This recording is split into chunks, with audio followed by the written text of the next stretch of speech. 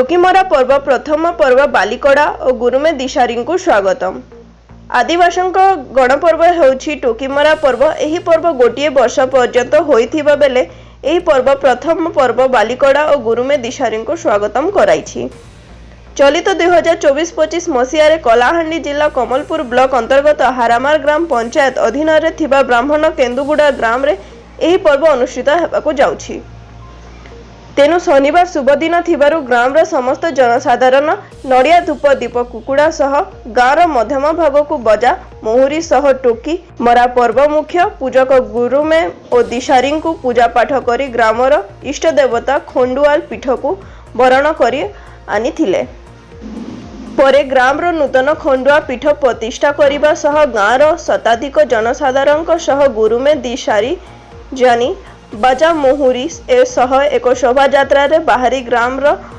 एक पोखरी को जाई पूजा पाठ करी सेही पोखरी रु बाली गजा पाई किछि बाली संग्रह करी आनी पूजा पाठ माध्यम रे बाली रे क्लीडिश रोपण करिथिबा बेले आसंता शुक्रवार शनिवार रविवार 3 दिन पर्यंत गुरुमे पूजा पाठ करिबा सह गाँव छोट छोट भौणी मानकु नै नाचिबे। एही कार्यक्रम रे गुरुमे पाण माझी दिशारी सोनू माझी जानी अभिमाझी राजकुमार माझी मुड़िका मंकड़ माझी ग्राम्य टोकी मरा कमिटीर सभापति ललित मोहन ठाकुर कार्यकारी सभापति सुरेंद्र सुनानी साधारण संपादक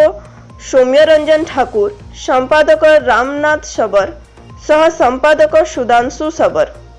भोजराज छत्रिया कोषाध्यक्ष माधव गोड़ अनुराम राउत तदारथ सभापति हिमांशु सबर उपसभापति ताराचरण सबर चक्र गौड़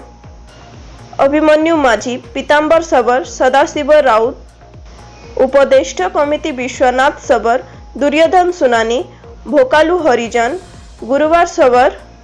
शत्रुघ्न राउत माधव ठाकुर कार्यकारी कमिटी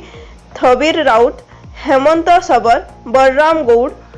देव सबर दायुलू छत्रिया मंगलू सुनानी शिव माझी हेमजानी पति गौड़ महेंद्र माझी कैलाश सबर प्रमुख उपस्थित रही कार्यक्रम को विशेष सहयोग करिथिले। कलाहांडी जिल्लारू Rajnikant Sagadia report fast news Odisha.